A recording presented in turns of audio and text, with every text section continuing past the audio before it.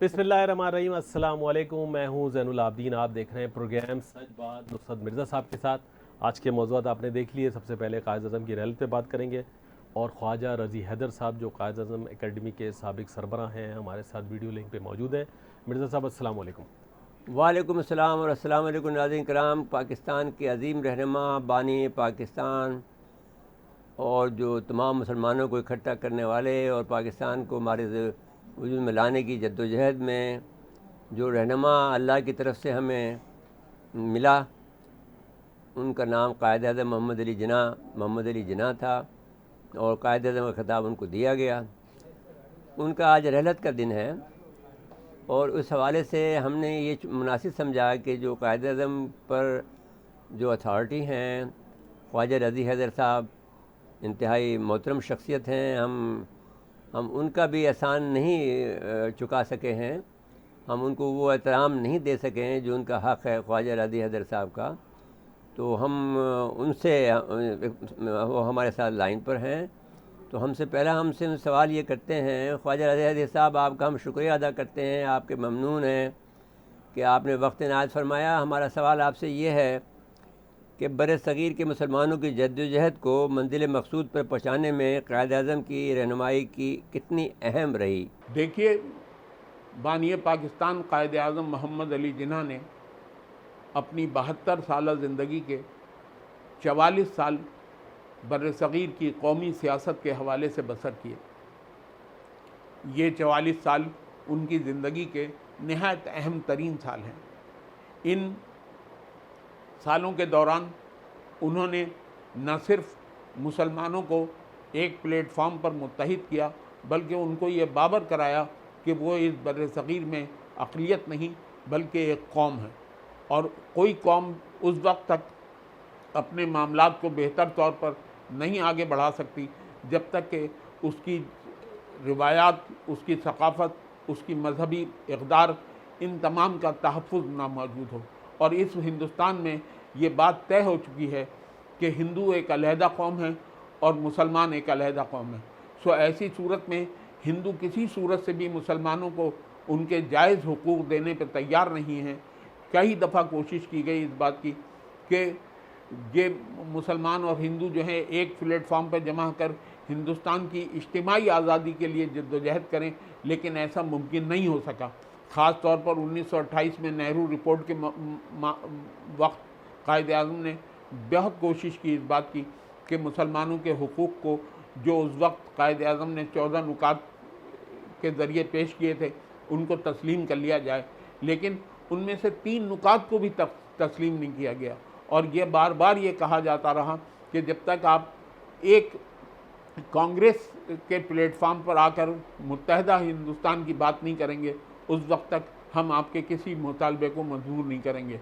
ऐसी सूरत में कायद आज़म ने ये बात तय कर ली कि हिंदुस्तान जो है उसमें 2 कौमें हैं और 2 इस मुल्क की तकसीम जो है नागुज़ीर हो चुकी है।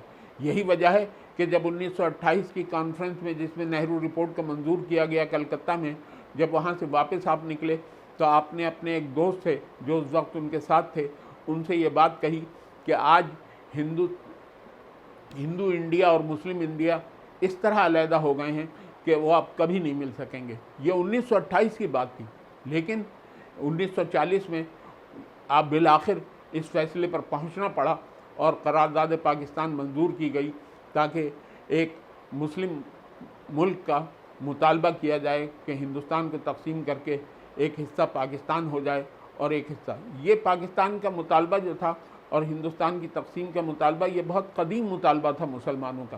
क्योंकि देखिए, मुसलमान वाहिद कौम थे बर-ए-सग़ीर में, जो लोग जो आए बाहर से, उनमें मुसलमान वाहिद कौम थे जिन्होंने अपनी शनाख्त को हिंदुओं के साथ जम नहीं किया, वो उनसे हमेशा अलहदा नज़र आते रहे। यही बात सबसे ज़्यादा तकलीफ़ थी हिंदुओं के लिए कि ये हमें अपने आप को जम नहीं कर पा रहे हैं। तो क्यों नहीं कर पा रहे थे? कि उसकी वजह ये थी कि हमारे पास हमारा दीन मौजूद था, हमारी तारीख़ मौजूद थी, हमारे तमाम इक़दार मौजूद थी, हमारी तहज़ीब मौजूद थी।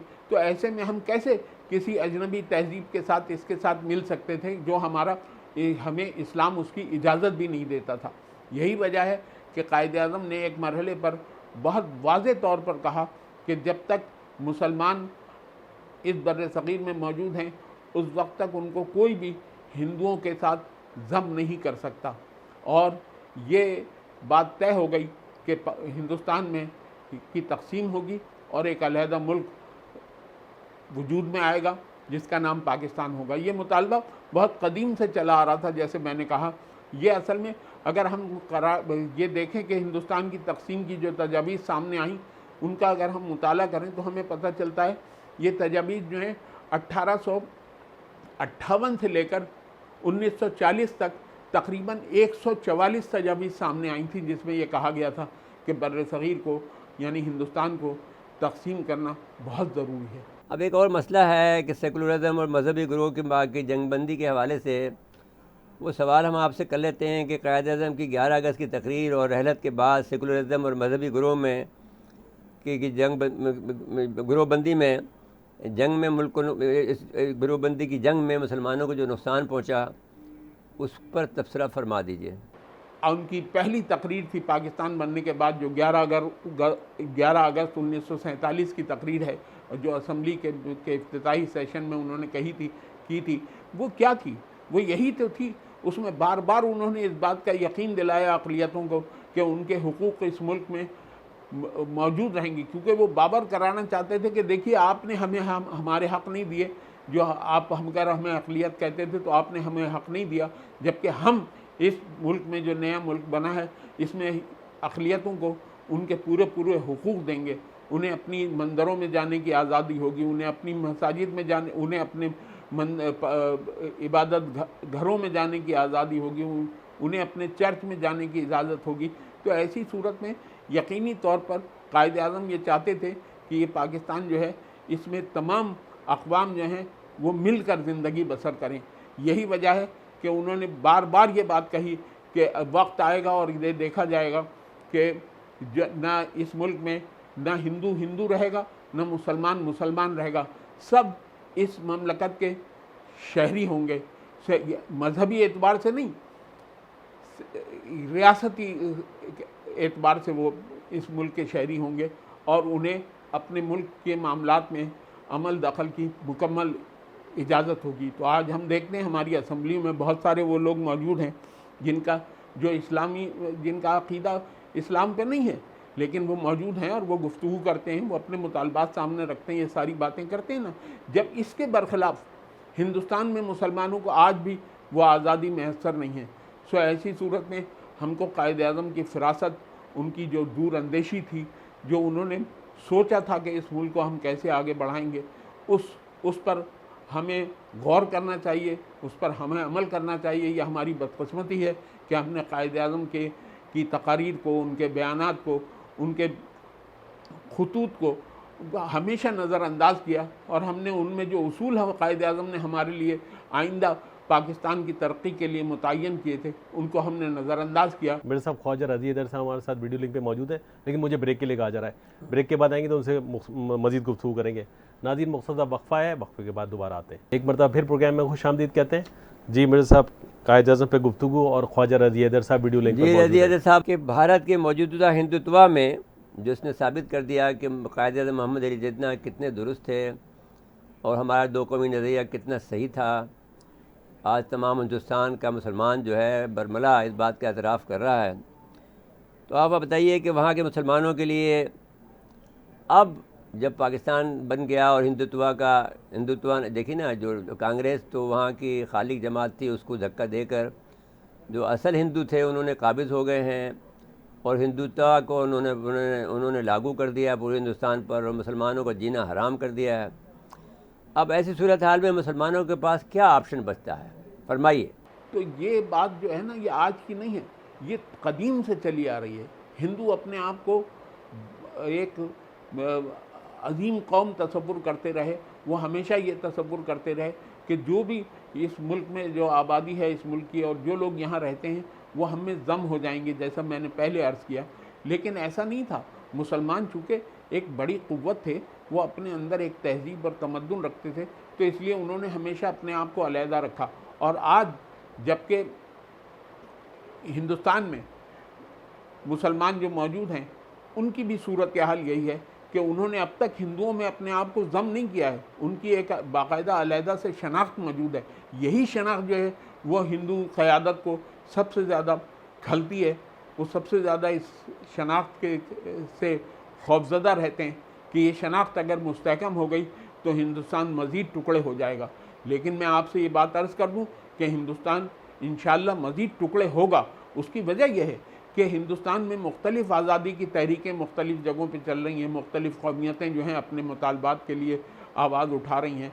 ऐसी सूरत में मुसलमान जो हैं वो भी बहुत मुत्तहिद हैं, और जब भी आइंदा वक्त आया तो हिंदुस्तान जो है टुकड़े टुकड़े हो जाएगा, और उनका जो हिंदुत्वा का जो नज़रिया है और जो उनका तसव्वुर है वो पाश पाश हो जाएगा और उसकी कोई अहमियत नहीं होगी। जी, बहुत बहुत शुक्रिया ख्वाजा रज़ी हैदर साहब, आपने जो कुछ फरमाया वो हम आपके मशकूर हैं कि कायद-ए-आज़म मोहम्मद अली जिन्ना को आपने ख़राज अक़ीदत पेश किया है, और हमारी तरफ से भी हम कायद-ए-आज़म मोहम्मद अली जिन्ना को ज़बरदस्त ख़राज अक़ीदत पेश करते हैं कि ऐसा अज़ीम रहनुमा जो सदियों बाद में पैदा होता है, और वो जैसा कि अल्लामा इकबाल ने कहा कि हज़ारों साल नरगिस अपनी बेनूरी पे रोती है, बड़ी मुश्किल से होता है चमन में दीदावर पैदा। तो वो दीदावर थे। तो इसके बाद में अगले मौजू की तरफ चलते हैं मिर्ज़ा साहब जी। ये अफ़गानिस्तान वाला जो मामला है, अब ये हो रहा है कि थोड़ी अवामी बेचैनी भी पैदा होने लगी है। जी भाई, बेचैनी के लिए तमाम वो असबाब करके गए हैं, और अब ये सख्ती करेंगे तो उस पर ये लोग तमाम दुनिया जो है वो शोर मचाएगी, जहाँ पर वो दिखा रहे हैं कि एक वीडियो दिखा रहे हैं कि साहब जो एक जो है वो उसको उनको मार रहा है, लड़की को मार रहा है। अब ये मालूम नहीं कहाँ की वीडियो है, पुरानी वीडियो भी दिखाते हैं, दिखा रहे हैं। हाँ। लेकिन ये इनको नाकाम करने के लिए जी, तो पहला जो एक झूठ पकड़ा गया है, अब्दुल्ला ने उसका जवाब दिया है। ये कहा है कि भारत ने वो अब्दुल्ला को गिरफ़्तार कर रखा, तो उन्होंने इसकी तरदीद की कि हमें बिल्कुल मुझे गिरफ़्तार नहीं कर रखा है। अब उज़्बेक ताजिक हज़ारा के तहफ़्फ़ुज़ात का इज़हार हो रहा है। अब हज़ारे का ये तहफ़्फ़ुज़ का इज़हार इसलिए नहीं हो सकता है कि सरदार इस्माइल साहब ने ख़ुद मैंने हिमायत की है। मसला ये है कि अब जो इनको लेने हैं, तकमील करनी है, तो उनको ये चाहिए था कि वहाँ से जो ख़ातून थी, कोई ख़ातून वज़ीर को ले लेना चाहिए था। अगर से ये उज़्बेक का नाम ले रहे हैं, लेकिन हमारा ये ख़्याल है कि हज़ारा से ले लें आप ख़ातून वज़ीर को। और दूसरा ये है कि अब उनको वीमन राइट्स पर दे दें या किसी पे भी दे दें, और उज़्बेक को सिर्फ लेना चाहते हैं तो उज़्बेक की ख़ातून भी ले लें, ताकि इनका ये प्रोपेगेंडा बंद हो जाए। ताजिक के ख़ातून को ले लें पंजशीर से, तो 3 ख़वातीन आप शामिल कर लें तो इनका ये प्रोपेगेंडा ख़त्म हो जाएगा। दूसरी बात ये है, अब ज़ाहिर है कि आपको जो बहुत से जो हैं ये मैंने जो बेचैनी पैदा कराएंगे, इनका इरादा यही है कि यहाँ पर, क्योंकि ये इस इलाके को वो, अब ये बात एक तो चीन समझ नहीं रहा। एक तो बड़ी बात यह है कि आपको मालूम होना चाहिए कि 1.25 घंटे की 1.5 घंटे की टेलीफोनी गुफ्तगू हुई है जनाब मैंने जो बाइडन में और जीपिंग में, जीशिंग में। तो वो आप उसको देखें, उन्होंने ये कहा होगा ना कि योगोर के जो मुसलमान हैं वो आपके ख़िलाफ़ उठ खड़े होंगे, इसके वो नहीं करेंगे तालिबान आपके साथ में, यानी चीनी साहब आपको याद रखना चाहिए। फिर बाद में एक बात ये भी कही गई है कि उज़्बेकिस्तान के लोगों को छोड़ दिया गया। लेकिन आप देखिए कि जो प्रेशर बिल्ड हुआ है, तो अब ये बात हमारी हुकूमत की तरफ से ये कही जा रही है कि TTP के लोग जो हैं हमारे साथ में बातचीत पर आमादा हैं। हमने शर्त ही रखी है कि आप हमारा दस्तूर मान लें तो हम आपको मान लेंगे। तो वो बहरहाल दबाव शुरू हो गया है, तालिबान का बहुत सख्त दबाव शुरू हुआ है। इसी तरह से वो उज़्बेकिस्तान में की जो अलहदगी की तहरीक है वह उन लोगों को भी दबाएंगे। उज़्बेकिस्तान राज़ी हो गया है इनको तमाम अपने जो हेलीकॉप्टर गए वहाँ पर उनको वापस देने के लिए। इसी तरह ताजिकों को जो हम ये कहना चाहते हैं कि आप मत लड़ें अफ़गानियों से, क्योंकि अगर अफ़गानिस्तान आपकी तरफ घुस गए तो ये कोई अच्छी बात नहीं होगी, ये अमेरिकन प्लान हो सकता है। देखिए ना, एक और बात मैं आपसे कहना चाहता हूँ कि इस बात के हमने सबसे पहले ये बात कही थी कि तालिबान के और अमेरिका के दरमियान में खुफिया माहदा है। अब वो खुफिया माहदा क्या है कि वो जो उस प्रकार कहा गया है कि तालिबान रिंग ऑफ एग्रीमेंट जिसे आप कहते हैं कि एक तवील सिलसिला है एग्रीमेंट का, उसमें उनकी क्या बात तय हुई है। वो आपको हमें नहीं मालूम अभी तक कि पाकिस्तान के हमारे जो इंटेलिजेंस के इदारे होंगे उनको मालूम होगा, तो वो उसमें बहुत सी बातें हैं उनकी तय हुई होंगी कि सीपैक के मामले में रुकावट डालना है। अब यहाँ पर तालिबान का मामला ये है, मुझे यकीन है कि उन्होंने ये बात ज़रूर डाली होगी कि सीपैक के वास्ते में आप रास्ता रुकावट डालेंगे। उन्होंने ये भी कहा होगा कि हम रशिया को आप एक्सेस नहीं देंगे, लेकिन तालिबान इससे मफ़र कर सकते हैं, इससे बरियत कर सकते हैं अगर रूस और चीन उनका साथ दे तो, और साथ खुलकर दे। अब दे तो रहा है, उनको डोज भी दे रहा है, सामान भी दे रहा है, पाकिस्तान तो खुल के कर रहा है। लेकिन ये जो इंडिया का प्रोपेगेंडा है और जो यहाँ पर जो आए हैं, जो मालूम हो रहा है कि जो आए हैं वो क्या करके जा रहे हैं, और यहाँ पर गलती नहीं करनी चाहिए। हमारी जो क़यादत है, फ़ौजी क़यादत है, उसको कि अस्करी क़यादत को यहाँ पर गलती नहीं करनी चाहिए। पहले ही वो बहुत गलती कर चुके हैं, लेकिन इस मौके पर अब गलती नहीं करनी चाहिए। हमें इस वक्त जो है बहुत ज़्यादा जमकर और एक अपने ताकतवर मुल्क के तौर पर अपने आप को मनवाना चाहिए। तो अब मेरे साहब वो जो रिपोर्ट आई है उसमें कहा गया है कि कोई ईरान का भी कोई किरदार रहा है 9/11 देखिए, अब मसला ये आ गया है कि अब हम जानते हैं कि जब पहली रिपोर्ट आई थी उन्होंने उस वक्त तो ये कहते थे कि सलमान बिन अब्दुल अज़ीज़ और मैंने अब नाइफ बिन अब्दुल अज़ीज़ जो हैं, जो वज़ीर दाखिला थे, वज़ीर दिफा थे, वो इसके ज़िम्मेदार हैं। अब वो कह रहे हैं कि जो हमें नई खबर इत्तलात मिली हैं कि उसमें ट्रेसेस मिले हैं कि ईरान शामिल था, वो ईरान पे हमला करेंगे। इसका मतलब ये हुआ they want to keep Iran under pressure. और वो उनका जो इजराइलियों का जो फ़ौजी सरबराह है वो कह रहा है कि हम तैयारी कर रहे हैं ईरान पे हमला करने की। तो अब ये जो बात आप कर रहे हैं तो वो बहुत ख़तरनाक बात है और इसको आपको नहीं करना चाहिए कि अब आपने झूठे लोग हो तुम लोग, और सारी बातें वो उस वक्त भी सलमान बिन नाइफ के बाद नाम झूठा लिया था क्योंकि वो तुम्हारा खुद करता था 9/11। वो उस वक्त जो तस्वुर था वो ये था कि दुनिया के अंदर हमारे जो है 5 बड़े ममालिक हैं जो हमारे मुखालिफ हैं। उसमें से उन्होंने फ़्रांस का नाम लिया था, उन्होंने रूस का नाम लिया था, उन्होंने चीन का नाम लिया था, उन्होंने ईरान का नाम लिया था और कहा था कि दे आर अगेंस्ट अस। लेकिन सबसे बड़ी बात उन्होंने ये कही थी कि जो हमारे अपने मुल्क के लोग हैं वो सबसे ज़्यादा मुखालिफ हैं हमारे बाहर की मुहिम जोई को। उसका ख़त्मा करने के लिए आपने जो है 9/11 का वाक़या किया और उसके बाद में फिर आपने जो तबाही मचाई है उसकी वजह से आपको क्या नुकसान हुआ?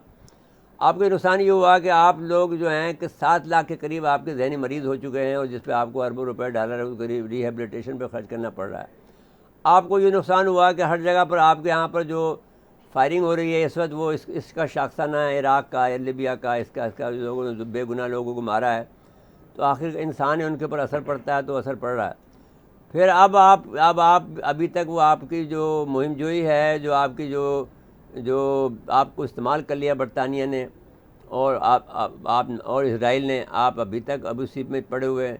और भाई इंसान के बंदे बन के रहो, अगर इंसान बन के रहोगे तो तुम ज़िंदा दुनिया में रह सकते हो, वरना तो फिर कहाँ तक तुम मारोगे? फिर कुदरत भी तो कहीं मौजूद है ना जी। आप देख लीजिए कि आपको ज़ीरो कर दिया है वक्ती तौर पर। तो आप इस वक्त जो खुद आपके जो सबसे बड़े चमचे थे बरतानिया का, जो आकर वो कह रहा है कि ही नो मोर सुपर पावर। तो अब इसलिए कि उनके पास ज़रब कार पड़ी है, उनका जो ग्रेट गेम का प्लान था वो ख़त्म हो गया। लेकिन उनको ये मालूम नहीं है कि जो खुफिया तालिबान के साथ मुआहदा है वो क्या है। वो अमेरिका ने खुफिया रखा है। तुम्हें इस दफ़ा काफ़ी ज़रब पहुँचाई है बरतानिया के लोगों को। अच्छा जी, तो अब हमारे लिहाज से हम नहीं समझते हैं कि हम समझते हैं कि उज़्बेक, ताजिक और हज़ारा के लोग जो हैं वो नहीं लड़ेंगे, सिवाय पंशीर के जो लोग हैं ताजिक, वो मसला है। वो जो डिमांड कर रहे हैं, अगर वो अपनी डिमांड पर जो रीज़नेबल डिमांड है, जैसे वहाँ की गवर्नेट्स है यानी पंशीर की, वो आप ले लें, कोई बात नहीं है, वो आपका हक़ है, आपको आप मिल जाएगी। लेकिन उससे आगे आप बढ़ेंगे, एक वजारत ले लें, जो वजारत खारजा नहीं होनी चाहिए, कोई और वजारत होनी चाहिए, आप वो ले लें एक वजारत और बात को ख़त्म करें। जितना मैंडेट है उतना मिल जाए बस, ठीक है। हाँ बस वो ठीक है, बाकी तो आप क्या करें। बाकी पंशीर पे तो उन्होंने कब्ज़ा कर लिया है। आप अगर वहाँ की गुफाओं में बैठे हैं या उनके गारों में बैठे हैं तो वो कब तक आप लड़ सकते हैं? वो अब उनके पास बेहतर हथियार हैं। आपको अमेरिकी छोड़ के गए हैं, बारी छोड़ गए, अब छोड़ के देखिए उस माहदे में ये भी बात शामिल था कि आपको ये हम हथियार छोड़ के जाएंगे। जी, लोग कह रहे नाकारा करके गए, कहाँ नाकारा करके गए, वो तो वैसे ही वो दिखलावे के लिए उन्होंने हेलीकॉप्टर वगैरह नाकारा कर दिए, बाकी असल नाकारा चीज़ें करने के लिए तो फिर उसके फिर पाकिस्तान मौजूद है, चीन मौजूद है, रूस जी। मौजूद है, वो ठीक कर देंगे। बिल्कुल ठीक है। और बल्कि वो उनका रिवर्स टेक्नोलॉजी के ज़रिए से बना लेंगे, तुम्हें जी। देखना क्या तुम्हारा हाल करते हैं। जी मेरे साहब, मुझे ब्रेक के लिए कहा जा रहा है, ब्रेक के बाद आएंगे तो अगले मौजू पे चलेंगे। जी। नाज़रीन, मुख्तसर वक्फा है, वक्फे के बाद दोबारा आते हैं। एक बार फिर प्रोग्राम में खुश आमदीद कहते हैं। मेरे साहब, अब ये जो सवात के नए सूफी मोहम्मद हैं, देखिए जैन साहब, आज़म फ़र्क सवाती ये साहब। है, आपने सवाल ये जहन में रखा है कि साहब इनमें क्या फ़र्क है। फ़र्क ये है कि वो अमीर आदमी है, आज़म सवाती, वो बेचारा गरीब आदमी वो मौलवी था, जी वो शरीफ आदमी था। ये साहब बहुत मालदार हैं, बाहर से आए हुए हैं, इनके पास बेतहाशा दौलत है। और अमरीकी इनको और इनसे परेशान हुए हैं वैसे। ये परेशान तो सबसे ही होते हैं, लेकिन सवाल ये है कि इन्होंने इनके साथ में केस भी तो हुआ था कि जो इन लोगों ने मारा था उनके पड़ोसियों को। तो इनको सुप्रीम कोर्ट की वर्डिंग थी कि ये नाअहल आदमी है, हाँ, तो फिर लेकिन क्यों अहल बना दिया है? इसलिए कि वही आपने जो कल भी कहा था कि ज़ाहिर डोनर भी है ना, हाँ, डोनर है। तो फिर वो एक अच्छा जी, अब बात ज़ाती- ये है कि अब देखिए ना, जिस अंदाज की गुफ्तगू उस आदमी ने की है कि उसके ऊपर हद लागू हो जाती है। भाई आप कैसे इलेक्शन कमीशन एक अदारा है जो कि कॉन्स्टिट्यूशनल अदारा है, उस पर कैसे आग लगा सकते हैं? और किस किस्म की गुफ्तगू आप ये कर रहे हैं, आप अजीब आदमी हैं। दूसरी बात ये है कि उस पर अब सवाल ये है कि उस पर वो जनाब वो आपके जो नए दानिश्वर पैदा हुए हैं, अरस्तु, एक है अरस्तु मुस्लिम लीग नून का, और एक अरस्तु बन गया है इसका पीटीआई का। जी जो पीटीआई में तो बहुत सारे रुस्तु हैं। नहीं, ये अभी अभी जो नया अरस्तु पैदा हुआ है, जी जिसको हमने फिर तारीफ़ करनी शुरू कर दी थी, लेकिन वो अब इस काबिल नहीं। चौधरी फवाद साहब जो है, फवाद फवाद चौधरी चौधरी, वो कह रहा साहब ये मेरा आइडिया है। अभी इस आदमी को ये मालूम नहीं है, मीडिया में भी ये रहा है कि ये परवेज़ मुशर्रफ ने ये आइडिया दिया था कि तमाम जो है इंटेलिजेंस इदारों को मुत्तहिद करके एक बात की जाए। जी ये चल रहा है, आज से नहीं 20 साल से ये बात चल रही है, लेकिन अदारे नहीं मानते हैं। वो पहले कोशिश तो की थी उसने, बेनज़ीर ने कोशिश की थी कि जी। किसी तरह से ISI का मामला ख़त्म करें। फिर थोड़ी नून लीग ने भी की फिर थी। नून लीग ने भी कोशिश की, जी। फिर उसने की। तो ये आपका आइडिया कहाँ से हो गया? तो ये तो आइडिया चला आ रहा है, आप बने इनका फिरते हैं आइडिया जो है वो फिलहाल साफ ही रद्द कर चुके हैं। वो जो नहीं, वो PMD बात है। नहीं है, वो तो इस पर बात कर रहा है कि ये जी। जो बात है वो अच्छा मेरा- खैर, ये इनका तो बताएं ना, ये इलेक्शन कमीशन देखें, अगर इलेक्शन कमीशन फैसल देखिए, वाडा वाला इलेक्शन केस देख कमीशन लें, में जो आदमी है वो मेरे लिहाज से बहुत ही बावकार आदमी है, मैं उसको अच्छी तरह जानता हूँ। फैसल वाडा वाले केस से तो कोई वकार कोई सामने तो नहीं आया। वो जुल दे के चले गए, केस चलता रहा 2.5 पौने भाई 3 साल बात तक, ये है कि फिर वो आदमी सेनेटर बन गए। के, देखिए बात ये है कि फैसल वाडा के केस के अंदर जो है सुबकी हुई ना। अभी वो, मैं उस पर तबसरा इसलिए नहीं करना चाहता हूँ कि वो बहुत ज़्यादा उस पर तबसरा कर दिया है, जहाँ पर ख़ुद वो आपका वज़ीर आज़म साहब उसको अपने साथ लगाए फिरता है, तो इसका कोई ख़ास मानी है ना जी। वो तो आप भी जानते हैं, हाँ, बिल्कुल तो अब बहुत से वो, लोग जानते हैं। और ये बात भी नहीं है, ये रिजवान अख्तर के ज़माने से, जब DG रेंजर रिजवान अख्तर थे, उस ज़माने से ये उनका ब्लू आइड बॉय है।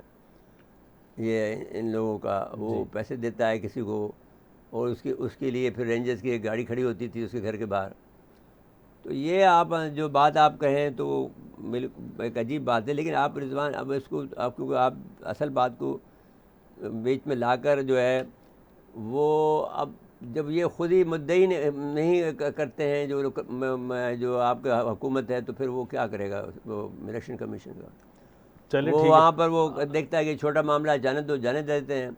वो जाहिर है कि वो CSP अफसर है, तो वो अपना ख्याल रखता है, लेकिन मैं उसको जानता हूँ। बहरहाल वो मुस्लिम लीग के जहन का तो ज़रूर है, लेकिन ये है कि फिर एक थोड़ा सा बावकार आदमी भी है। अच्छा, ये जो कोशिश है ना इनकी कि किसी तरह एक ये गिलगिस्तान का चीफ, वो भी चीफ सेक्रेटरी भी रहा है जी ना, जी ये फिर कई जगह पर रहा है, जी। लेकिन बहरहाल इनसे मैं मिला हूँ, इनके बेटे से भी मिला हूँ, but is a good man. तो लेकिन अब ये है कि मेरा इरादा हो रहा है कि हम इससे जाकर एक दफ़ा मिल लें। ये जो मेरे साहब ये जो मसला है ना इलेक्ट्रॉनिक वोटिंग मशीन का, आज भी 2 वज़रा कराची में प्रेस कॉन्फ्रेंस कर रहे थे, असद उमर साहब और अली जैदी देख साहब। भाई, मैं आपसे ये बात कह रहा हूँ कि मैं इनसे ये पूछता हूँ कि अगर फ़र्ज़ कर लीजिए नादरा के जिसके अंगूठे को रद्द कर देगा, तो आप क्या करोगे? उसका वोट गया, उसका वोट गया तो वोट डल जाएगा बाद में किसी तो और आप हिसाब ये में। देख लें, मैं सिर्फ ये इशारा कर रहा हूँ कि इस ऐसे लोगों की तादाद कोई 20% है जी पाकिस्तान के अंदर जिनके वोट रद्द हो जाएंगे। ये कबूल कर सकते हैं, बर्दाश्त कर सकते हैं? तो खुद इनके वोट तबाह हो जाएंगे। इनको तो ये है ना कि ये गैर मुल्की जो नहीं, पाकिस्तानी जो बैरून मुल्क हैं वो जब देंगे भाई वोट तो इनके फेवर में जाएगा। आप तो वहाँ बूढ़े नहीं हैं। आप मुझे बताइए कि 60-70 ईयर्स की तादाद कितनी है, ये मुझे नादरा वाले बता दें। नादरा भी बता दे और फिर इलेक्शन कमीशन देख इलेक्शन ले। कमीशन भी चेक कर ले। मैं इलेक्शन कमीशन को ये क्लू देता हूँ आज। आई होप कि आई कॉल हिम और उसको मैं ये क्लू देता हूँ कि ये चेक कराओ कि कितने % आदमी जो 70 ईयर्स से ओल्ड हैं और वो वोटर कितने हैं उनमें से।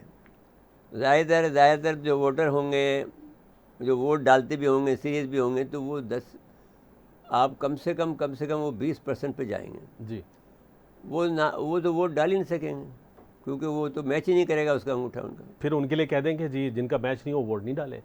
हाँ, वो यही होगा फिर ना। ये कह दें आप महरूम नहीं कर सकते किसी एक आदमी को भी कानूनी तौर पे। कानून के क्या, लेकिन दस्तूर के तौर पर। जिनकी आदत हो इलेक्शन किसी कानून और अलग जरिए- बात है, दस्तूर अलग बात है। जी बिल्कुल जी, लेकिन जिनकी आदत हो इलेक्शन किसी भी तरह जीत जाना तो उनको भाई तो वो आदत लग आप गई ना। अभी इनको, क्योंकि ये आए हैं बीच में से, ये बीच के देखिए ना, एक चीज़ होती है कि आदमी ज़मीन से उठा और आगे चलता हुआ बलदियाती ऊपर आया, इलेक्शन ऊपर है, जी। आया हो।